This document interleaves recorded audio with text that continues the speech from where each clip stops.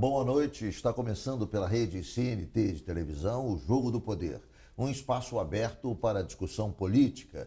Nós, aqui da CNT, acreditamos que o debate, o contraditório, é ponto de partida para o exercício de um dos direitos mais fundamentais, o de ser informado com absoluta correção e transparência. Esse é o propósito, esse é o objetivo aqui do Jogo do Poder, que tem o enorme prazer de receber hoje um dos personagens mais importantes da história recente do Brasil. Ele deteve muito poder, ele foi um dos homens mais poderosos da República e depois passou por um revés, foi preso, ficou 4 anos e meio preso. Desse tempo, 3 anos e tanto, ficou na penitenciária em Curitiba, depois em Bangu, ou seja, experimentou momentos de glória e momentos de ostracismo, experimentou o fel da prisão.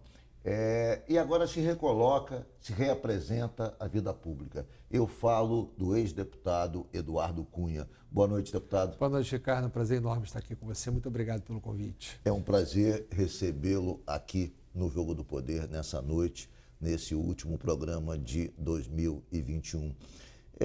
Deputado Eduardo Cunha, eu queria que o senhor começasse com uma pergunta um pouco...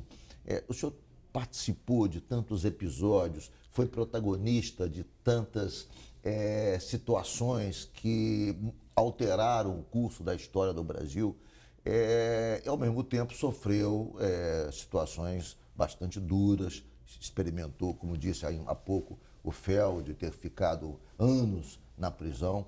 O senhor se arrepende de alguma coisa? Olha, você até começou com uma pergunta que geralmente eu acabo induzindo quem me entrevista para fazê-la. Na verdade é o seguinte, a pergunta que tem que me fazer é o seguinte: eu fui vítima do próprio processo político ao qual eu fiz parte. Ou seja, hoje está muito claro para a sociedade, e as condenações minhas foram anuladas já, inclusive, o Supremo Tribunal Federal já anulou uma, o Tribunal Regional Federal da Primeira Região anulou outra. Então, efetivamente, hoje a sociedade está conhecendo o que foi o processo conduzido pelo ex-juiz Sérgio Moro. Consequentemente, a sua organização política, chamada Lava Jato, conduziu para a criminalização da política e tentar cavar o seu espaço para eles ocuparem o poder. Isso está muito claro hoje para todo mundo, tanto com a candidatura dele, é clara para todo mundo que é o objetivo deles.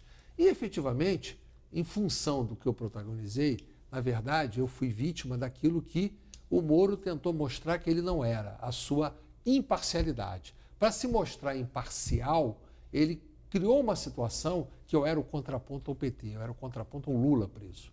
Então, consequentemente, ele dizia para todo mundo e dizia em entrevistas públicas o seguinte: não, a minha isenção é total, tanto que eu tenho aqui o PT e tenho o maior adversário do PT. Prendeu o Lula e prendeu o Eduardo Cunha. Então, com isso, ele mostrava que tinha uma isenção política, que ele era imparcial, coisa que ele não era. E eu posso falar, como adversário do PT, que o que ele fez com o Lula foi um absurdo. Exatamente como ele fez comigo. Não é pelo fato de eu ser adversário do PT que eu acho que tem que ser resolvida a situação no Código do Processo Penal. Ela tem que ser resolvida na política, no voto, no debate. Agora, eu fui vítima disso. Aí a pergunta que você começou a me fazer, bastante interessante, é: se eu soubesse que tudo que iria me acontecer e aconteceria, eu mudaria alguma decisão do que eu tomei? Ou seja, eu teria deixado de fazer o processo de impeachment para evitar ser preso depois? Não evitaria. Eu faria mesmo sabendo o destino que teria. Porque a minha convicção daquilo que foi feito era tamanha que a gente sabe que dentro do processo político a gente tem que enfrentar as situações. Deputado Eduardo Cunha, o senhor aceitou o pedido de impeachment da presidente Dilma e durante todo o processo ficou para a opinião pública e para alguns setores também da classe política que as chamadas pedaladas fiscais que ela teria cometido eram razões frágeis para a aceitação do pedido de impeachment. Na verdade, eu queria que o senhor falasse um pouco sobre isso, porque as razões objetivas do senhor ter aceito o pedido de impeachment me parece que não foram as pedaladas, e sim um outro ato administrativo cometido pela presidente Dilma em 2015, que fez com que o senhor criasse convicção de que pudesse ser pertinente a aceitação do pedido de impeachment. Explica um pouco esse episódio, deputado. Ricardo, porque para a opinião pública eu vou foram as explicar. pedaladas. Eu acho muito importante. Inclusive, o meu livro que eu escrevi junto com a minha filha Daniele é o Tchau, Querida, o Diário do Impeachment. Sim. Não, está aqui o livro, Tchau, Querida, o Diário do Impeachment. Eu relato nessas 808 páginas, Antes de terminar o programa, eu quero que o senhor faça aqui um autógrafo. Com o maior aqui para mim. prazer, com o maior prazer. Tá bom. Isso é uma honra para mim. Quero dizer o seguinte, eu relato os detalhes disso. É claro que as pedaladas fiscais seriam um motivo para um processo de impeachment, sim, desde que elas tivessem ocorrido no mandato da Dilma. Pois foi em 2014, um outro mandato. Exatamente. Né? Então, ali havia uma discussão e os pedidos de impeachment versavam sobre as pedaladas fiscais, mas eu entendia... As pedaladas, na verdade, foram... as chamadas pedaladas fiscais era a utilização dos bancos para pagar despesas orçamentárias. Por exemplo, a Caixa Econômica Federal pagava o Bolsa Família sem a União ter colocado o dinheiro. Então, as pedaladas fiscais, o Banco do Brasil dava o dinheiro do subsídio agrícola sem o governo ter dado. Atribuições orçamentárias e não era nem ressarcido depois Acabou pela União. Em 2015, no segundo mandato dela, ela ressarciu os bancos das pedaladas de 2014. Sim. Então, mas o que acontece? Mas essas não foram as razões. Não foram as razões. Por quê? Porque essas pedaladas dela, no meu entender, há uma discussão jurídica sobre isso, mas no meu entender, haviam sido praticadas no mandato anterior. Se o Aécio Neves tivesse ganho a eleição e a gente ia ter o impeachment dela, não poderia ter, porque ela não seria presidente. Sim. Então, consequentemente, não caberia aceitar um processo de impeachment. O mandato dela, de 2014, acabou em 31 de dezembro de 2014. Sim. Eu só aceitaria o impeachment se houvesse um crime de responsabilidade no exercício do segundo mandato. Sim. E foi só quando aconteceu que eu o aceitei. E qual foi o crime? Qual foi o crime de responsabilidade ocorrido no segundo mandato, portanto, a partir de 2015? Ela propôs a alteração da meta fiscal do ano de 2015.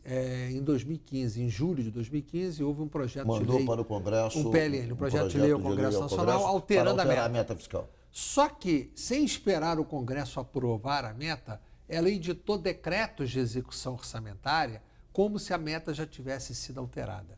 Consequentemente, ela editou decretos para gastos orçamentários sem autorização do Congresso Nacional. Com base numa proposta de lei que não estava aprovada. Então, ela acabou efetuando gastos sem autorização do Congresso Nacional. Essa foi a razão pela qual eu aceitei o pedido de impeachment. Quando trouxeram esse fato do pedido de impeachment em complemento aos pedidos anteriores, só aí que eu aceitei. Deputado, fala-se, eu não sei se é procedente ou não, que, na verdade, o senhor que orientou o Miguel Reale e o Hélio Bicudo a trazer para o pedido de impeachment esses argumentos novos. Na verdade, o pedido de impeachment colocado pelos juristas Miguel Reale e também pelo Hélio Bicudo se baseavam na tal pedalada de 2014. O senhor teria alertado ambos para que alterassem o pedido, incluindo esse fato de 2015. Eu queria saber se essa versão é procedente. Veja bem, ela está escrita no livro, né? Eu faço menção a uma reunião que foi realizada na casa do Rodrigo Maia, então deputado do Democratas, que era bastante ligado a mim naquele momento e bastante ligado à tentativa do processo impeachment.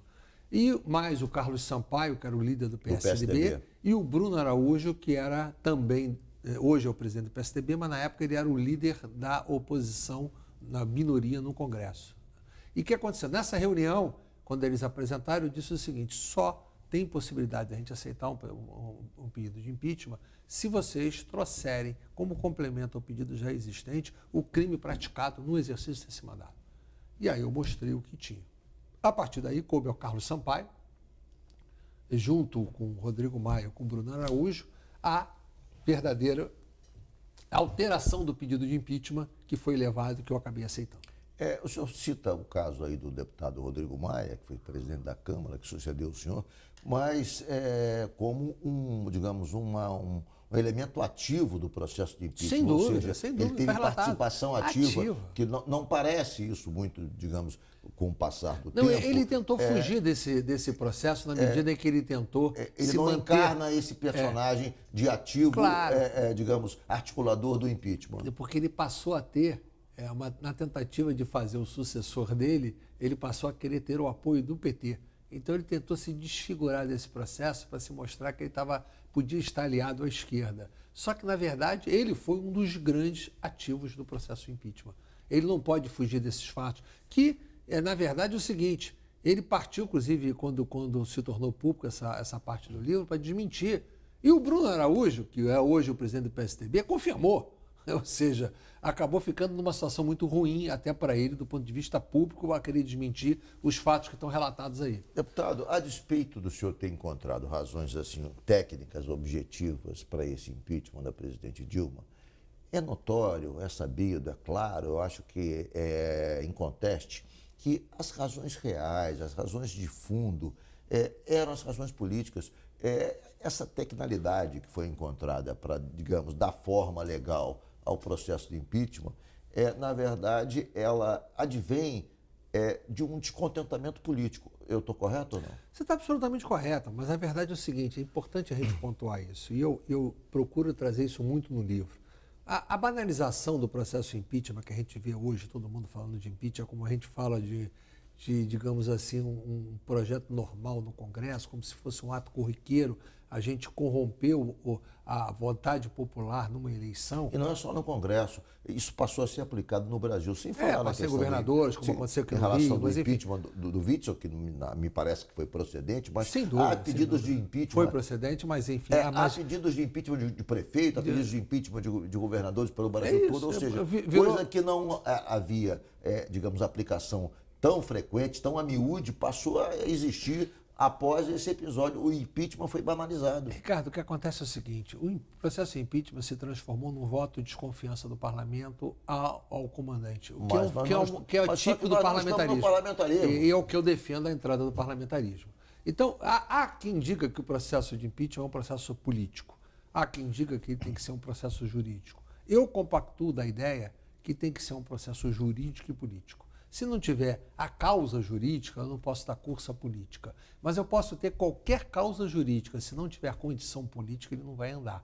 Porque ele precisa de voto. E o voto que vai ter para poder tirar alguém que foi eleito popularmente, ele tem que ter uma conjunção de fatores que tem que ter a deterioração do governo, tem que ter a deterioração da imagem daquele que está ocupando o cargo, mas tem que ter as motivações. Eu não acho que só simplesmente alguém que está numa situação política ruim deva ser empichado apenas porque o governo é ruim. A gente resolve o governo ruim quando, na eleição, a gente não pode resolver o governo ruim com impeachment, mas tem que ter a causa. Só que entendo o seguinte, por exemplo, no caso do Bolsonaro hoje, eu não entendo que tem a causa do impeachment. Eu quero falar sobre isso no próximo bloco. O senhor acha que o presidente Bolsonaro, a despeito de tudo que fez em relação às vacinas, em relação à negligência, digamos, no zelo da saúde pública do Brasil, merecia ou não sofrer um processo de impeachment? Há mais de 120 pedidos de impeachment arquivados na mesa do atual presidente Arthur Lira. O senhor responde dentro de um minuto, o Jogo do Poder volta já já.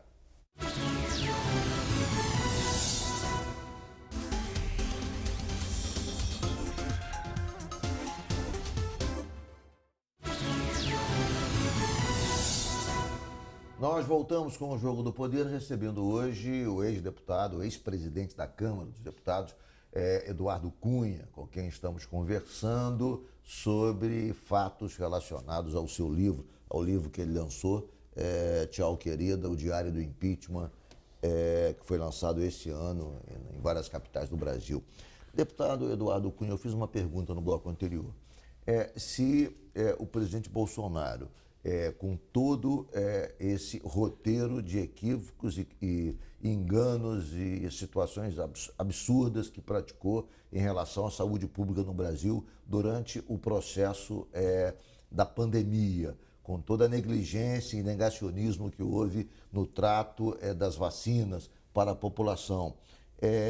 O senhor acha que, de alguma forma, ele poderia também sofrer um pedido de impeachment? O senhor não acha que haveria, nesse caso, razões muito mais objetivas, muito mais concretas para ele sofrer esse tipo de contestação por parte do Congresso ou não? Ô, Ricardo, eu permito discordar de você, por uma razão muito simples. Eu já li, inclusive aquele que chamaram que era o super pedido, eu li, e, sinceramente, eu não daria. O super pedido de impeachment que foi protocolado por várias correntes e líderes políticos. Aquilo, para mim, era um super panfleto político. Na verdade, é o seguinte, você pode questionar as opiniões do Bolsonaro ou da sua equipe, as opiniões, se tem negacionismo, você pode concordar ou discordar com as opiniões.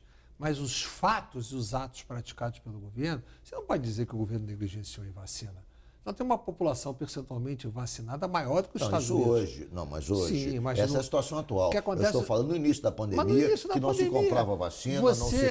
Naquele começo, o Brasil ficou muito atrás dos outros países. Depois, obviamente, houve uma recuperação de espaço. O Brasil não ficou atrás, não. Quando começou o estudo da AstraZeneca, que é a principal vacina adotada no Brasil, da Universidade de Oxford, o Brasil participou do estudo, foi pioneiro junto. E saiu na frente de todo mundo. Mas a Pfizer ofereceu ao Brasil e se demorou a tomar uma decisão, porque havia uma exigência de que o Brasil assumisse a responsabilidade, que o governo brasileiro assumisse a responsabilidade sobre os casos, e o governo ficou tergiversando sobre isso. Não, o governo não ficou tergiversando. Você tem que pensar que é o seguinte, você tinha uma vacina a qual o Brasil se matriculou e tinha garantia do sucesso dessa vacina, de ter o fornecimento na quantidade necessária para a população brasileira, que era a AstraZeneca, que foi antes, inclusive, de vir a Coronavac para o Brasil, que estava vindo também naquele momento. A Pfizer ofereceu, em condições econômicas naquele momento, que eram condições foi dificuldade de negociação. Talvez eu não assinasse o primeiro contrato que colocaram na mesa. Eu teria medo de assinar aquele contrato, das condições que foram colocadas. Depois, o senhor acha que pode ter medo diante da iminência de morte de tantos brasileiros? O senhor acha que pode se levar em conta que a questão de valores, estando do outro lado, a vida dos brasileiros? Você assiste hoje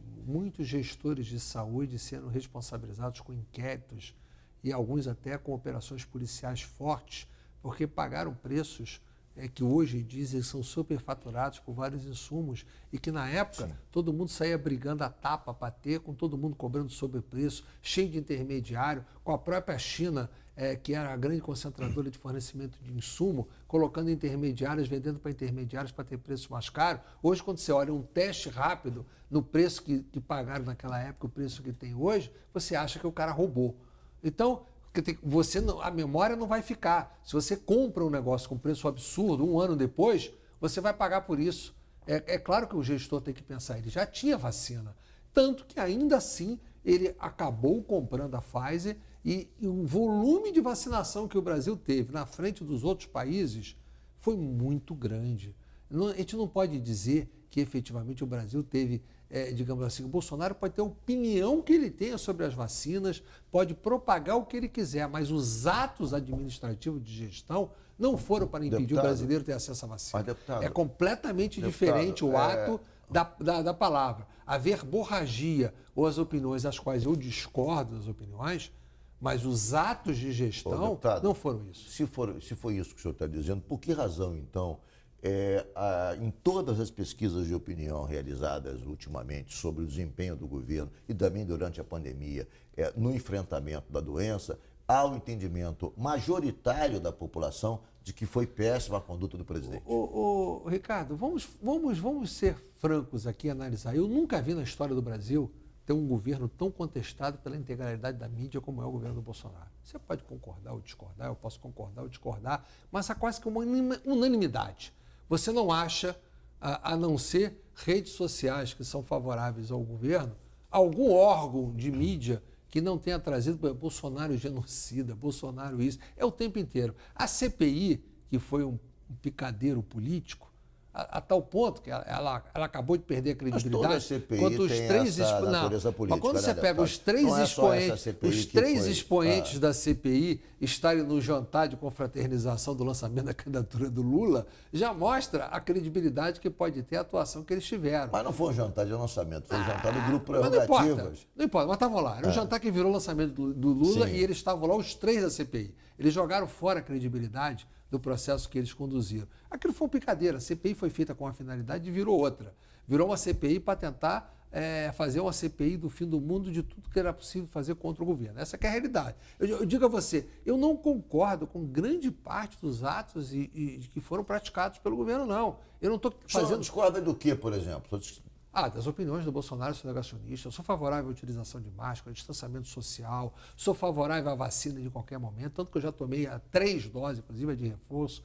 Eu discordo da opinião, mas os atos de gestão não foram para impedir que eu tenha vacina. Eu tomei as 3 doses de vacina, tomei a primeira em junho do ano passado, em junho desse ano, quer dizer, quando estava disponível na idade e que foi colocada. O volume de vacinação que chegou ao Brasil foi um volume que a oferta de vacina no Brasil muito superior. O que queriam que fizesse? Que comprasse a vacina russa, ou comprasse mais a chinesa que está aí. Hoje está se vendo, hoje mesmo tem uma notícia aqui dizendo que a Coronavac não combate a variante do Omicron, mas a AstraZeneca combate.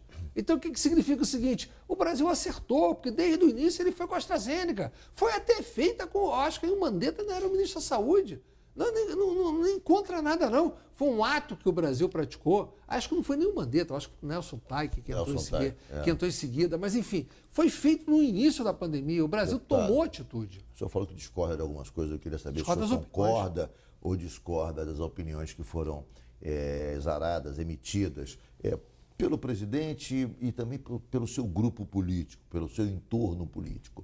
Opiniões que confrontam, que põe em xeque a atuação de um poder, no caso da Suprema Corte Brasileira. Durante os últimos tempos, houve muito achincalhe, houve muita ameaça, soltaram fogos em cima do Supremo Tribunal Federal, ou seja, uma tentativa de reduzir, de diminuir e de ameaçar um poder que, de certa maneira, você pode discordar das decisões, obviamente, você concorda ou não concorda com decisões, mas não se pode macular o poder como se tentou macular. Eu queria saber o seguinte, qual é a sua opinião, Ricardo, a respeito daqueles ataques que foram movidos contra o Supremo Tribunal Federal e alguns recheados de ameaças a ministros do Supremo Tribunal Federal?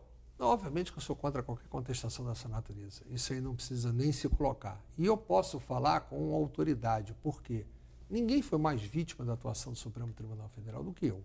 Eu fui afastado da presidência da Câmara por uma decisão sem qualquer pé nem cabeça, sem nenhuma possibilidade de interpretação jurídica ou constitucional.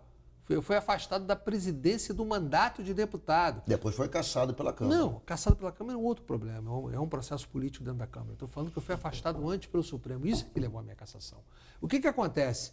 Depois, eu tive que, através de 3 partidos políticos, entrar com uma ação, com uma ADI, e que não foi julgada. Só foi julgada, sabe quando? Quando o Aécio Neves foi afastado. Essa ADI queria dar interpretação conforme a Constituição do artigo 319 do Código de Processo Penal, para considerar que se um deputado, quando ele é preso, ele só pode ser preso por um flagrante delito e tem que ser submetido ao Congresso em 24 horas para aprovar ou não a manutenção da prisão. Imagine uma medida de afastamento. Eu teria que ter sido submetido ao plenário da Câmara imediatamente em 24 horas. No entanto, não foi feito isso. E depois, quando o Aécio foi afastado, julgaram essa ação que eu entrei, que é a ADI 5526, e, consequentemente, consideraram que teria que sim ser submetido ao plenário. Tanto que o Aécio foi submetido ao plenário do Senado e voltou ao exercício do mandato de senador. Então eu não tive nem oportunidade. Agora, a correção dos erros do Supremo tem que ser feita pelo próprio Supremo. Infelizmente, a gente tem, o nosso ordenamento ele é feito de uma maneira que nós temos 3 poderes harmônicos e independentes, mas na realidade o poder judiciário ele se sobrepõe aos outros 2 poderes, seja o legislativo e seja o executivo. Você não acha que isso está acontecendo agora? Na verdade, só para corrigir, só que o próprio Supremo pela fragilidade agora, da classe política, não, diante a classe política se apequenou e as instituições... Ela se apequenou no meu afastamento. Já no meu afastamento ela se apequenou. Ela deveria ter se insurgido naquele instituições momento. do Judiciário, agora, até mesmo, por exemplo, tribunais como o Tribunal TCU, Tribunal de Contas da União, está pedindo prisão, ou seja, de pessoas, quer dizer, me parece que exorbitando da sua competência, mas, Ricardo, todas as instituições não que não foram as instituições, digamos, legitimadas pelo voto, se agigantaram de alguma maneira, ultimamente, diante da fragilidade dos políticos. O mesmo Supremo manteve o Lula preso e tirou o Lula da eleição. Aí o mesmo Supremo revogou toda a ação penal contra o Lula e tornou o juiz Sérgio Moro, o ex-juiz, parcial. O mesmo Supremo anulou a minha condenação também. Então a gente tem que também colocar os 2 lados. Quer dizer, eu acho que a gente tem que, infelizmente, nós não temos recurso às decisões do Supremo Tribunal Federal que não seja o próprio Supremo. Acho até que nós devemos pensar em alguma coisa. não pode ter um poder em supremacia aos demais como tem. O judiciário tem supremacia sobre o executivo e legislativo. Mas, infelizmente, não existe uma forma de recorrer que não seja o próprio Supremo. Eu busquei, assim como o Lula buscou, a reparação no próprio tribunal. Eu obtive uma reparação. O Lula também obteve. Então, eu fui vítima de absurdos, mas também fui vítima de reparação. Ou melhor, fui beneficiário de reparação. Isso então, prova, na verdade, para o senhor, digamos, a eficácia do Supremo, o sistema de recursal, ainda que seja feito dentro do próprio sistema, eu acho que tem que ser pode debatido. levar, digamos, a um certo equilíbrio. Eu ou acho seja, que tem que ser esse é debatido. o caminho, ao invés de tentar desmoralizar, Não, eu acho ao que- invés eu de acho- tentar eu atacar, acho- eu- ao invés de tentar ameaçar, como alguns parlamentares fizeram. Não, eu sou contra isso. Eu sou contra a ameaça, sou contra esse tipo de natureza. Não é a forma de resolver o problema, eu não concordo com isso. Mas que alguma coisa precisa ser pensada e revista sobre o sistema recursal, sobre as decisões, precisa. Eu acho que, como está, há uma supremacia de um poder sobre os outros dois. E isso é uma forma que nós temos que pensar qual é a forma que isso possa ser resolvido. Mas não dentro da briga, da ameaça, da contenda, e sim na briga daquilo que a gente pode fazer, que é a alteração da Constituição e a alteração das leis. É assim que a gente tem que buscar mudar isso. Não dá, por exemplo, é muito simples você ver, quando a minha denúncia foi aceita no Supremo Tribunal Federal, eles consideravam, e estava lá no voto, que a palavra do delator era suficiente para abrir ação penal, mas não era suficiente para condenar. Eu fui condenado com base em palavras de delator quando desceu para o juiz Sérgio Moro, que a condenação foi anulada. Mas a lei da delação, o senhor não acha que foi muito mal aplicada? Na verdade, foi um equívoco. Não, porque mas hoje o Supremo não aceita mais nem a aceitação da denúncia com base na palavra do delator. Delação, Não é, mas só a delação é insuficiente. Mas a minha foi aceita pelo Supremo com base nisso. Mas a minha foi aceita pelo Supremo com base na palavra do relator. Eles colocaram isso. Serve para aceitar a denúncia, não serve para condenar. Eles aceitaram com base na palavra do relator. Mas agora nem aceitar, aceita mais. O Supremo evoluiu e mudou. Então, eu fui vítima de uma decisão equivocada do Supremo, que hoje o Supremo mudou. Então, quer dizer, tem que ter mudanças. Não é só os ministros mudarem o pensamento. Tem que ter outra forma da gente poder criar forma de recurso. Mas, efetivamente, eu acredito na própria evolução. Eu acho que o combate tem que ser dessa forma, buscando judicialmente aquilo que eles colocam errado você contestar, Perfeito. Não na briga. Eu vou fazer um rápido intervalo, o Jogo do Poder volta já já, hoje com o ex-presidente da Câmara dos Deputados, Eduardo Cunha.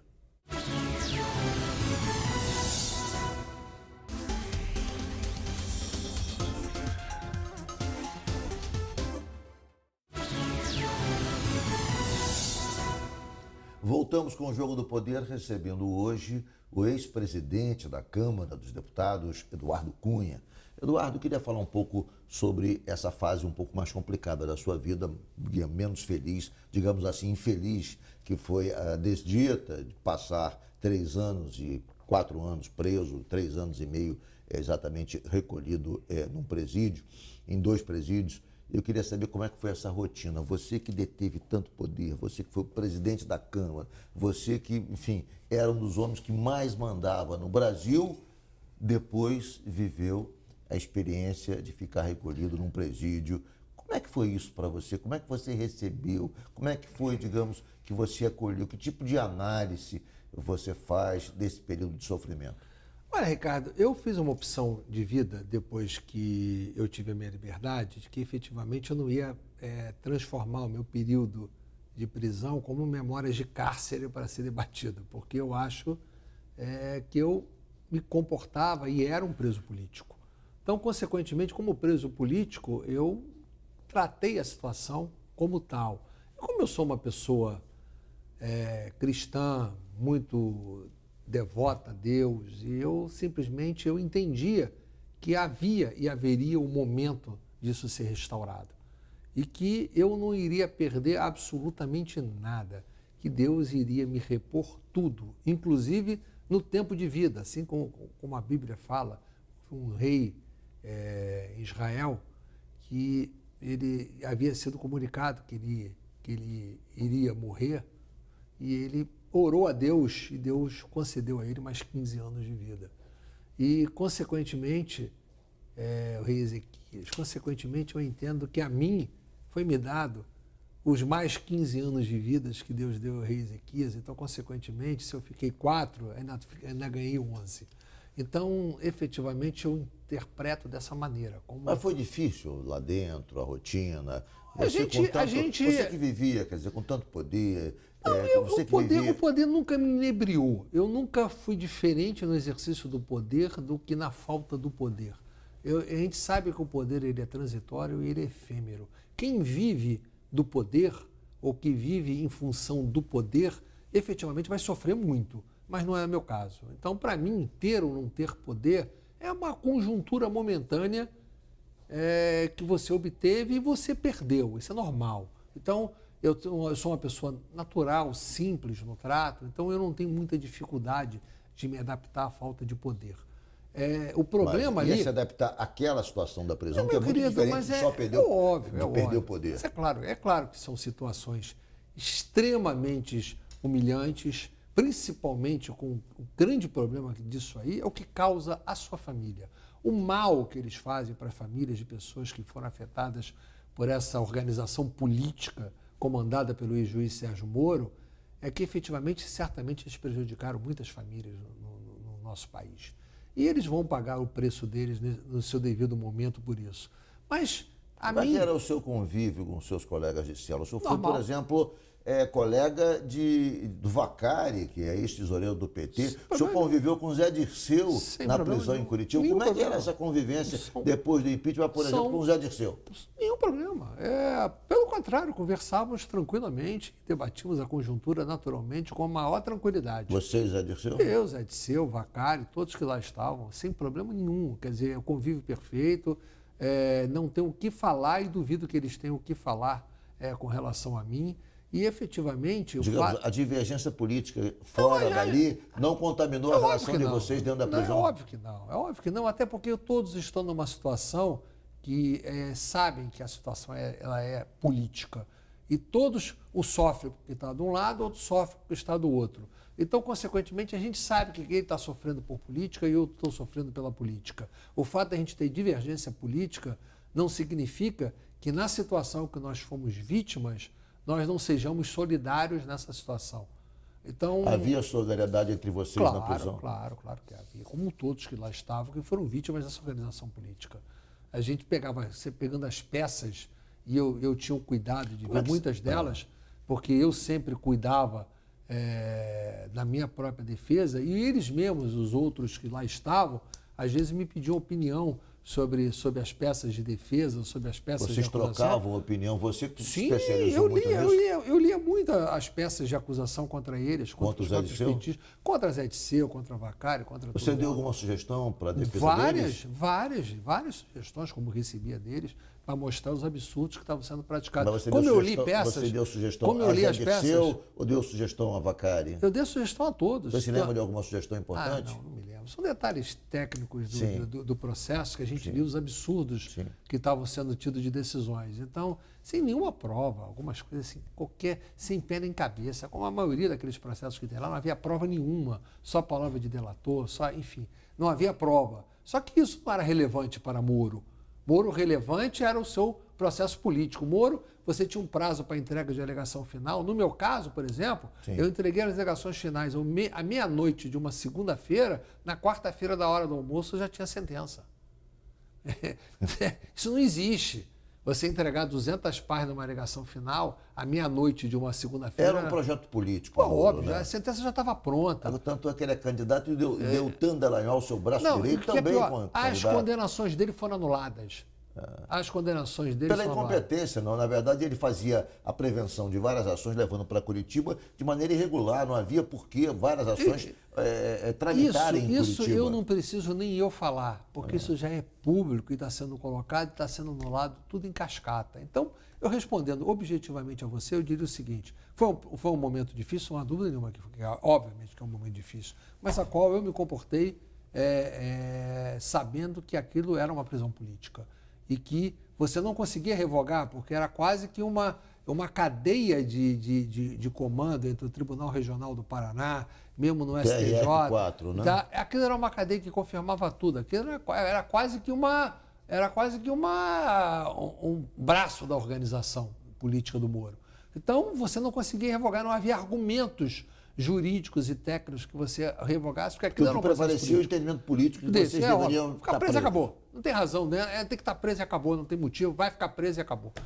Ali era um circo. Você abriu para visitações de estudantes, você era exposto de tudo quanto é maneira. Era um circo do Moro. Moro controlava o presídio, gravava os parlatórios do advogado. Moro controlava o presídio? Controlava como? o presídio.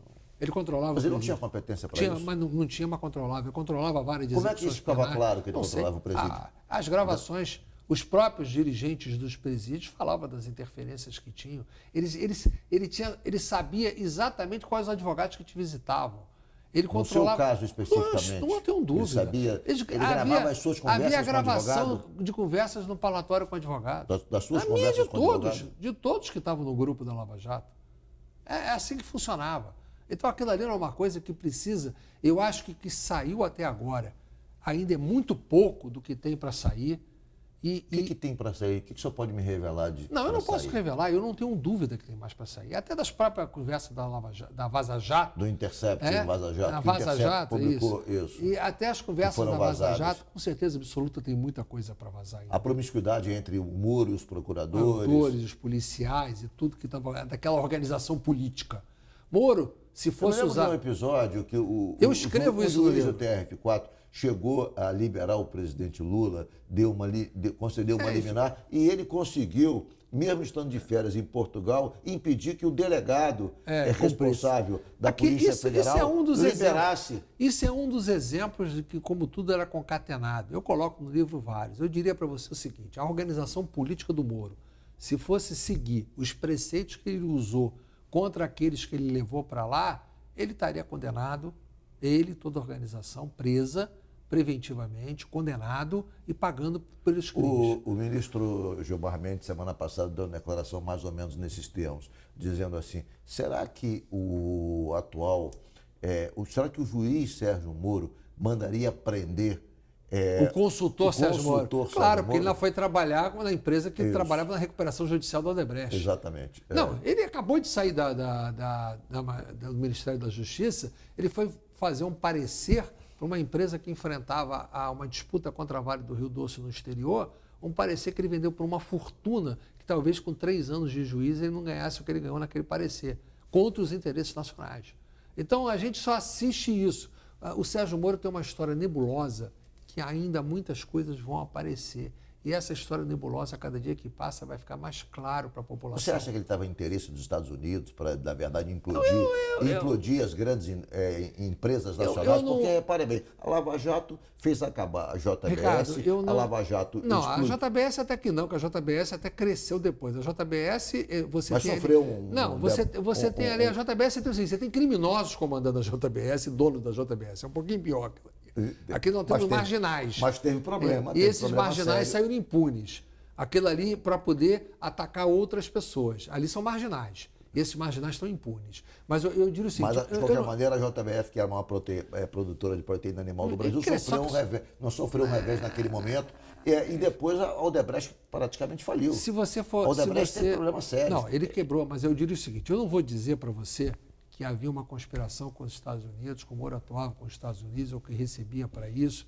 Eu não tenho condições de fazer uma acusação. Consultoria para uma empresa. Mas eu não tenho condições de fazer uma... Eu não vou ser leviano igual a ele. Americana. Eu não vou ser leviano igual ele era nas suas decisões para fazer uma acusação dessa natureza. Mas a consequência do que o Moro fez, ele quebrou sim as empresas, ele tirou o mercado das empresas brasileiras no exterior. Há uma previsão de que foram reduzidos 4 milhões de postos de trabalho por conta da ação de Moro. Ele deu um prejuízo ao país, ele deu um prejuízo ao nível de emprego e tirou o mercado das empresas brasileiras no exterior. A consequência do que ele fez é isso. Se a razão foi porque ele estava a serviço de alguém, isso eu não posso falar. Eu não tenho base para fazer uma acusação dessa, mas eu posso dizer que a consequência sim foi isso. Então, ele, Moro, tem que ser responsabilizado pelas suas consequências. Já que estamos falando dele, vamos falar um pouco da eleição. Como é que você acha dessa candidatura dele, que a despeito de tudo isso, já aparece em terceiro lugar? Se é que há a possibilidade de terceira via, Moro já surge como Ricardo, o terceiro colocado em todas as pesquisas. Nós estamos habituados há alguns anos a acompanhar a pesquisa eleitoral e acompanhar o processo eleitoral. A gente sabe que você faz uma pesquisa, você tem duas maneiras de perguntar quem é o seu candidato. Primeiro, você pergunta quem você vai votar para presidente, que é a chamada resposta espontânea. E segundo, depois que ele me responde isso, eu apresento uma lista de possíveis candidatos para que você escolha. Sim. Quando você pergunta na espontânea, a pesquisa do Datafolha, ou uma pesquisa que eu vi semana passada, não sei se é do IPESP, enfim, o Lula tinha 40, Bolsonaro tinha 20 na espontânea e o Moro tinha 1 na espontânea. Quando se apresenta a lista... Aí ele cresce. Então, o que acontece é o seguinte, na eleição, o dia da eleição, a resposta é espontânea, porque você vai para a urna sabendo que você vai votar. Sim. Lá não me apresenta uma lista para eu escolher, não. Lá eu estou lá, eu chego lá e voto. Digitar o número do eu vou seu digitar candidato. o número do meu candidato. Então, consequentemente, no dia da eleição, a resposta espontânea tem que ser igual à estimulada. Se a estimulada não for igual à espontânea, o que vai prevalecer será sempre a espontânea. É assim em todas as eleições. Então, eu não vejo viabilidade eleitoral no Moro e não vejo viabilidade eleitoral em ninguém, porque não existe terceira via. A eleição será decidida entre Lula e Bolsonaro em segundo turno, podendo essa decisão ser antecipada para o primeiro, se os outros foram fracos. Eu vou fazer um intervalo e eu quero continuar um pouco mais falando sobre eleições presidenciais e sobre também política do Rio de Janeiro. O Jogo do Poder volta em 1 minuto.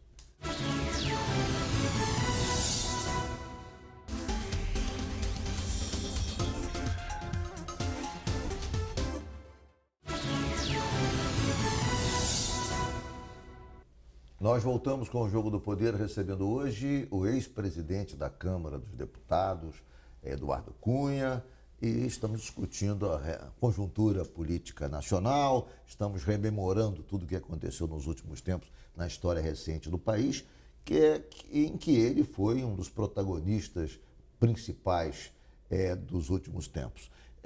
Deputado Eduardo Cunha, ex-deputado Eduardo Cunha, como que o senhor está vendo esse momento político atual, desse confronto? Estávamos falando no bloco anterior, o senhor disse ainda há pouco que não tem terceira via, que o confronto é entre Lula e Bolsonaro. Como é que o senhor vê nesse momento esse confronto?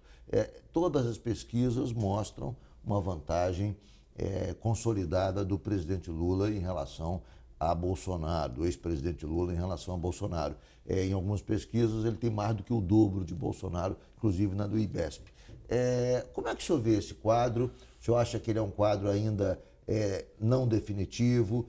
Há quem ache que a situação está perdida para Bolsonaro, há quem, humoristas e outras pessoas que sonham com a terceira via, imaginam que o Bolsonaro possa se derreter e sonham em ocupar esse espaço no confronto com Lula. Como é que o senhor analisa essas variantes em relação à sucessão presidencial? Bom, esses que sonham vão continuar sonhando. A eleição vai continuar entre Lula e Bolsonaro, né? O Lula está com uma vantagem enorme nesse momento, até porque o Lula ele saiu de um estado de recuperação, ele está num momento de graça ainda, ou seja, ele foi recuperado pela decisão do Supremo Tribunal Federal, recuperou a sua elegibilidade, anulou as suas condenações, então, e está se poupando de se expor. E, por outro lado, há uma concentração de contestação na tentativa de ocupar o lugar do Bolsonaro.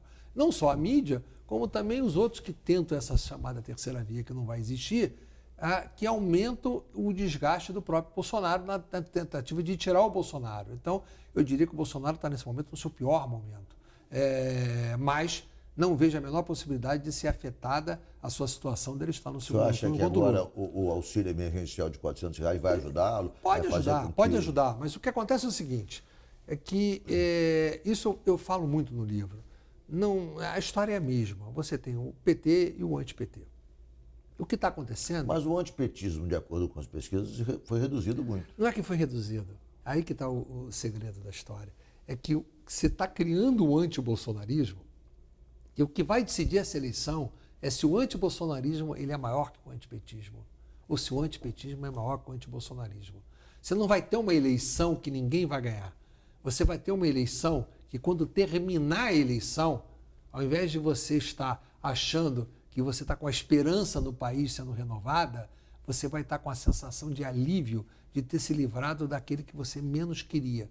Essa que é a verdade. Então nós vamos ter o seguinte, se o antipetismo triunfar sobre o antibolsonarismo, você vai dizer o seguinte, nos livramos, terminou, ufa, evitamos o PT. Se o antibolsonarismo for maior que o antipetismo, você vai dizer, nos livramos do Bolsonaro. É assim que vai terminar a eleição. A eleição não vai terminar com ninguém ganhando. Você vai terminar com aquele que evitou a derrota. Mas, de acordo com as pesquisas, na verdade, o antibolsonarismo cresceu muito por conta do desempenho fraco do próprio governo. Quem está no governo hoje é Bolsonaro. Eu sei, e o desempenho do Bolsonaro mas o que acontece é o seguinte, tem sido o Lula ainda não está... E isso está cristalizando na opinião pública. Não é que o desempenho...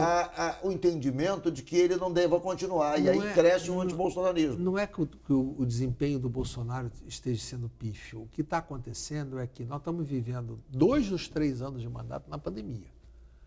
E numa contestação que não tem parâmetros na nossa história. Essa relativização que o senhor está fazendo aqui na pandemia, o fato é que esses 3 anos foram trágicos. Há muitas justificativas, deixa eu só concluir. Inclusive a pandemia. Mas o fato real é que foram trágicos. O que está acontecendo é o seguinte, é que o Lula está surfando na pregação antibolsonarista. Só que a campanha vai começar e você vai ter um confronto.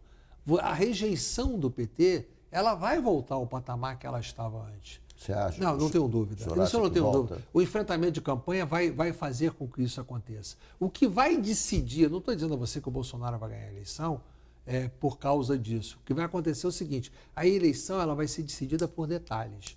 E o que vai decidir a eleição é se o antipetismo é maior que o antibolsonarismo ou se o antibolsonarismo vai ser maior que o antipetismo. É isso que vai decidir a eleição. Hoje, de acordo com as pesquisas, o antipetismo está bem menor. Nós não estamos no processo eleitoral e o Lula não está exposto ao debate eleitoral. Quem está exposto ao debate eleitoral O que você acha da chapa Lula-Alckmin? Na verdade, o Lula trazendo... É uma espécie de nova carta ao povo brasileiro? Ou seja, não, eu acho que o Lula... Pela sua centralidade, pelo seu centrismo, ele, digamos, passa para a opinião pública a certeza de que o presidente Lula não vai conduzir o Brasil a uma aventura de esquerda? Não é isso não. Eu acho que o Lula quer mostrar para a sociedade que, se juntando com o Alckmin, ele não está subordinado ao ideário do PT para tentar que a rejeição do PT não fique integralmente nas suas costas. E segundo, ele sabe que essa eleição vai ser decidida em São Paulo. E o PT, mesmo quando ganhou a eleição presidencial, perdeu em São Paulo. Ele sabe que se diminui a diferença. Mas a data está na frente de São Paulo, na sucessão ao governo do Estado. Eu estou falando... Quer dizer, essa questão de São Paulo... O Alckmin, se fosse candidato ao governo de São Paulo, corria o risco de terminar, apesar de estar na frente hoje, não ia para o segundo turno.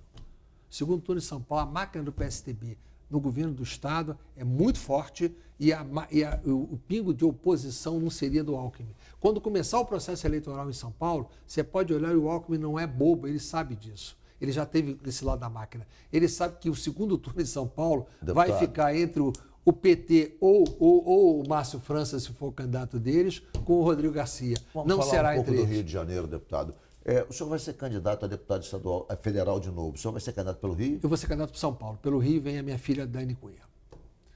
E qual é a sua... Por que São Paulo? Qual é a razão de ter uma razão muito São simples. Em primeiro lugar, porque a campanha da minha filha aqui no Rio de Janeiro, ela já está muito consolidada. Então, eu não vou disputar com a minha filha e, ao contrário, eu vou ajudá-la aqui. Então, em São Paulo, é o eleitorado natural anti-PT. O eleitorado, a campanha que eu vou fazer na eleição do ano que vem, não é igual à eleição que eu fazia no Rio de Janeiro ou que vai ser feita pela minha filha no Rio de Janeiro. Eu vou para uma eleição política, para o debate político de contestar o PT. Então, consequentemente, São Paulo é o berço do anti-PT. O maior antipetismo que nós temos no Brasil, ele é em São Paulo. O senhor tem pesquisa em que mostra qual é a sua performance em São Paulo? Não, porque eu acho que é muito cedo para pesquisa de deputado ainda. Pouca gente conhece. Aqui no Rio até muita gente já sabe. Outro dia eu estava caminhando em Nova Iguaçu, um vendedor de uma carrocinha virou: o que você está fazendo aqui que você vai ser candidato de São Paulo? Muito deputado, engraçado. Como é que o senhor vê, digamos, alguns elementos importantes da política do Rio de Janeiro? Assembleia Legislativa, o desempenho do deputado André Siciliano? Não, eu acho o André Siciliano um grande quadro, ele realmente tem um desempenho bom, apesar dele estar no PT, ele consegue transitar acima do PT. Então ele é um excelente quadro para qualquer coisa. Como é que o senhor viu esse trabalho dele na LERJ esses anos? Eu acho que ele sucedeu uma situação difícil que tinha lá e o comportamento dele como presidente da Assembleia, na minha opinião, foi exemplar. Ninguém desempenharia melhor o que ele desempenhou. Como o senhor vê o governo Cláudio Castro, que sucedeu o Wilson Witzel, está disputando com Marcelo Freixo, pelo menos até agora são os 2 nomes colocados com maior potencial de confronto. em relação à sucessão de 2022 Eu acho que no o Cláudio Estado? Castro vai vencer a eleição aqui no Estado. Eu acho que ele vai enfrentar o Freixo no segundo turno e vencerá a eleição. Até porque eu acho que a rejeição ao Freixo ela será muito maior para ser medida no segundo turno. E o Freixo vai entrar. Mesmo o Freixo, digamos, é próximo do presidente Lula, caso o presidente Lula se fortaleça muito e vá, digamos, obtenha a vitória, o senhor acha que ele não possa o Lula no vir a no carregar seu o... ápice, não conseguiu fazer governador do PT na reeleição, que foi a benedita da sua primeira eleição presidencial. O Lula perdeu no Rio de Janeiro. Então, eu não acho que o Lula pode estar o melhor que for, mas isso não será digamos assim, o fator que vai levar o Freixo a ganhar a eleição. Pelo contrário, pode levar a perdê-lo. Como é que o senhor está vendo o governo? Rapidamente, nós estamos com o tempo estourado. Como é que o senhor está vendo essa administração do governador Cláudio Castro? Eu acho que o governador Cláudio, ele sucedeu uma situação de crise muito forte que acabou culminando com o impeachment do Witzel, e ele, de uma certa forma, tem a tranquilidade de poder acalmar o cenário. A gente precisa de paz no Rio de Janeiro. Então, o Cláudio Castro, ele é previsível. Então, eu acho que ele tem que ter o direito à continuidade para poder ter efetivamente o seu trabalho. Ele tem que ir às urnas, tem que submeter o nome dele às urnas. Eu acho que a população deve confirmá-lo para ele poder ter um segundo mandato, na realidade, seja o primeiro mandato dele.